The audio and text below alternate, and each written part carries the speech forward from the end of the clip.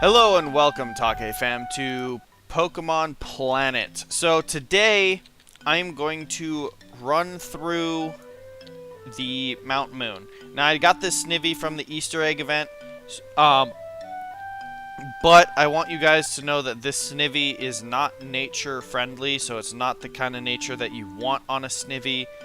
But for the point of this movie, it's going to work, so... or this episode, whatever you want to call it. So here we go. When you get into Mount Moon, there's quite a few things you need to take in mind to begin with. So the first bit is that Mount Moon has rock Pokemon. It has Zubat, which is like a flying something. I'm not really sure entirely what Zubat is. All I know is really good against a lot of different things. So anyways... this is also in this point where they get introduced to mining, which is these little rocks here and these rocks over here, and then this rock down here. So right here you see the 3 different levels of mining that is available to you. And to start, the most annoying part about Mount Moon is one of those places where you run into a Pokemon every 2 to 3 steps, which is really annoying, but whatever. So you walk up to the mining guru here. You talk to him a little bit, and then he sells you a pickaxe for 5,000, which is good. I personally I already have one. See right here, old pickaxe. And then so there's 3 things to do here, and you're going to want to first, before you leave Mount Moon, you're going to want to farm the mining. Okay. So the first one you want to mine, there's also trainers in here, but I've already destroyed them all. Let's see. So the first thing you want to do is you want to focus on probably training. Also for the IV crew.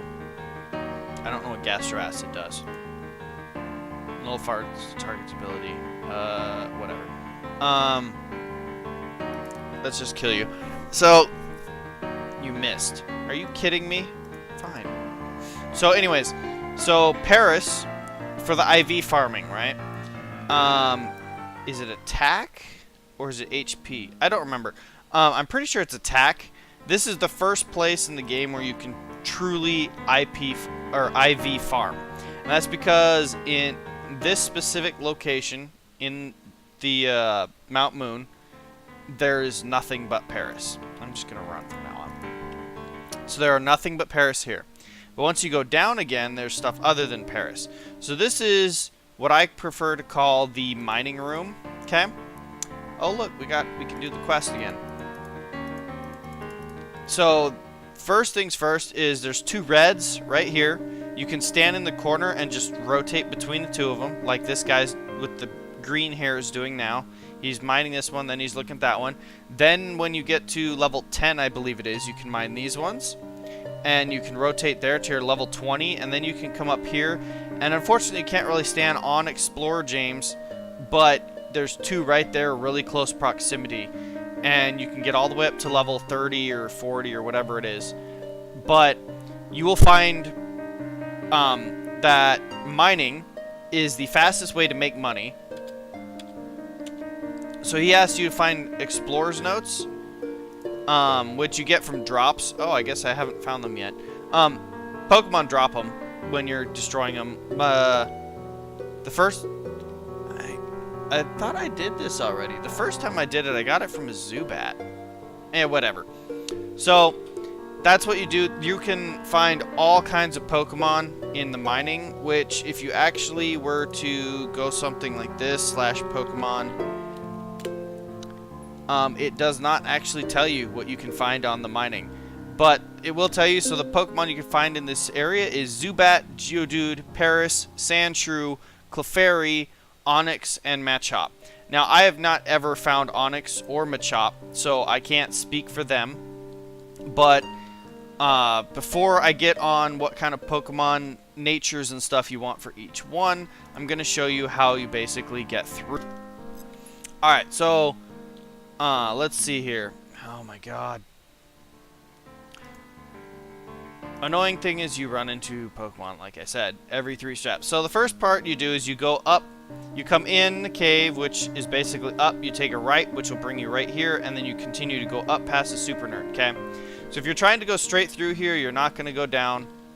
The whole point of that is the Explorer dude with his quest for you. Then you're going to head up here.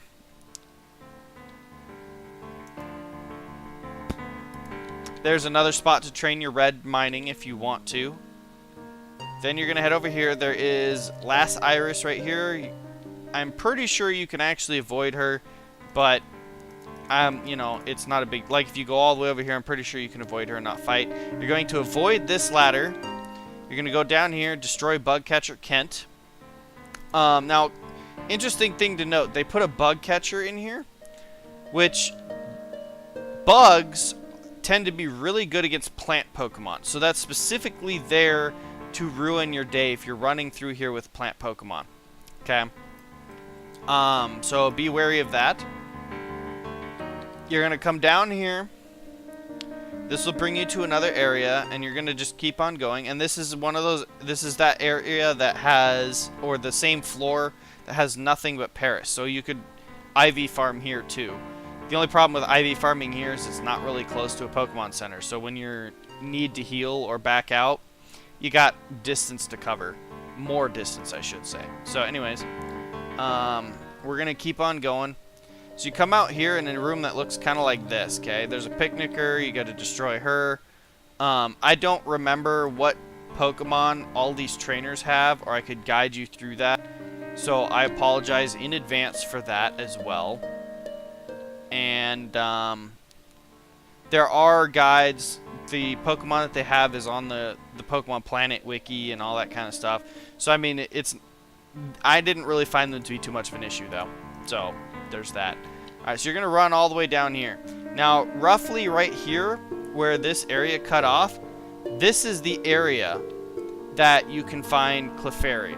So Clefairy, I'm gonna say this now, but Clefairy is probably the first real Pokemon that you can catch that a lot of people will use in competitive PvP. Clefairy had a huge hype several years ago, and or specifically speaking, Clefable had a huge hype, and it is a very competitive, very good Pokemon for PvP.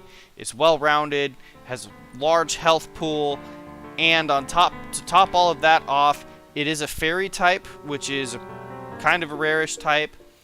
And to top that off even more, it can learn just about any move out there. So it's a really, really good Pokemon to have for PvP. But once you destroy them, you go to Camper Lucas, and you're going to be farming in that area for a long time. I mean a long time. I'm still farming that area. I'm actually going to be heading back when I'm done making this episode and farming this area for a long time, because this is where I'm at in the farm. Okay, this is where I'm at in the actual grind for decent Pokemon. But once you're done with that, you're going to come up here, and this is it. You have gone through Mountain Moon, and congratulations, that puts you at the top of the food chain. So, give me 1 second. Alrighty, so I'm going to be running backwards through the cave now, so you can kind of ignore that, I guess. But, so the things to keep in mind here is, so for Zubat, you're probably going for Crobat in the end result, which is actually a really, really powerful Pokemon. I'm not sure how big its meta is in the PvP game, but I've seen some people talking about it before in chat. So I believe it is used by a few people. It's just not the most common one. But you're going to want Jolly, okay? So Jolly is the nature type for Zubat/Crobat. Geodude. So there was a debate a while back as well about when you catch a Geodude, are you after Graveler or Golem? And I will say like 99% of everybody was saying Golem. Golem, which you want Adamant type, okay? An Adamant Golem. Golem is actually a really, really heavily used Pokemon. Well, I shouldn't say heavily used, but it's used quite a bit in PvP fields. So in the competitive terms, it is a very popular Pokemon. It boasts a very powerful offense type, and depending on how you want to build it at the end, it's a very effective all-around Pokemon. Now, Paris is decent when it comes to using it in terms of in-game things, PvE, but it has absolutely no purpose in the PvP field. Now, the reason I say that is because it has a lot of weaknesses, and every single one of its weaknesses happen to be massive metas. So there are a lot of people that are very good against Parasect / Paris, whatever you want to call it, and as a result, it's ultimately useless in the PvP field. But I'd like to iterate this to everybody out there. There are Pokemon that are good in the PvE field, and there are Pokemon that are good in the PvP field, and there are Pokemon that are good in both. And ultimately, every single Pokemon, even Magikarp, they have a use and they have a purpose, okay? Magikarp's purpose is mostly trolling and being annoying, but that's besides the point. So they all have a purpose, every single one of them. And if you ignore that, then I would like to say that you're short-sighted. And I don't mean that entirely as an insult, but at the same time I do. If you want to sit there and tell me that there are Pokemon that are useless, that are garbage, that you are not worth getting, I'm going to tell you that I got issues with you. Okay. Now I'm heading back because I'm farming. Showing you over here. That's not the right one. There we are. You go to trainer levels. I'm not done with my mining farm yet. And I need that. That's going to be like level 30 or 40 before I move on. So I have a lot of distance to cover. And I'm working on it. I need to cover most of that distance before I can really go on and film more stuff. But I will be doing that as well, so it's all good. But regardless, so I'm at the Geodude. Alright, anyways, next one on my list is Sandshrew. I don't know how Sandslash is in the competitive PvP. I have not gotten far enough to actually start participating in the competitive PvP or even the non-competitive. I just haven't really gotten that far yet. I haven't begun with that. Sandslash used to be one of my favorite Pokemon back in the day, and back when there were only 250 Pokemon, you would see it a lot in PvP. It had a use back then. As of for now, I don't know. My hands are up in the air. I don't have a clue. So we'll get to that later. But Sandslash, you want Jolly, Clefairy. So as I said, with Clefable, it is a very, very powerful Pokemon used in PvP, and you will see it all the time. Clefable, you want to be bold. So you want to catch a Clefairy that has bold nature. Onix is one of those Pokemon where there's ultimately two uses for it, okay?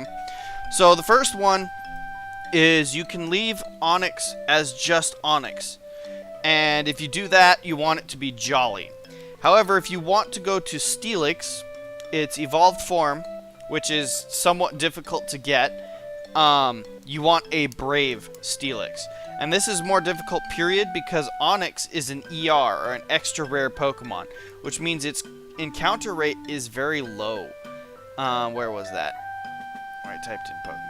Yeah, there it is. So the extremely rare ones, okay? So Onix does not have a very high encounter rate in the Kanto League. I'm pretty sure that it's easier to find in some of the other leagues, but in the Kanto League, it is an extremely rare Pokemon, and so is Machop. So, but if you can get those two, even if they're not the right nature, they can help you get through a lot of the Kanto League, and even a little bit more into the Johto League, if I'm not mistaken. But regardless, as I said, Steelix, Brave, Onix, Jolly. Next one is Machop, and with Machop, you pretty much always want him to be a Machamp. There are some people who like to use Machoke, but I would like to say it out there that the people who like to use Machoke have been dominated and destroyed every single time. And as a result, there's not even a guide. There is no guide for Machoke. So if anybody is interested in making a guide for Machoke on how to use it, please do. But Machamp, it is pretty much argued that Adamant is the best one for Machamp. So guys, that's all I've got for you today. Sorry, longer episode. The episodes with caves and dungeons like that will be longer. That's because there's a lot more to cover with their content. And this is Takehitsu from Takehitsu Gaming, and I hope you guys all enjoyed it. If you did, hit that like and thumbs up. If you did not hit the thumbs down, I'd like to know if I did a bad job. If you guys don't like it, let me know what I can do better. And if you haven't, please subscribe. The bell icon will tell you when I'm posting new content. I am posting content from multiple games, and I'm posting content all the time. So please tune in, check some of those out, tell me what you think of those. They might not be your style, you know, it's whatever, it's all good. Join me on the Discord. I love to talk to you guys. And I will talk to you later. Have a wonderful evening.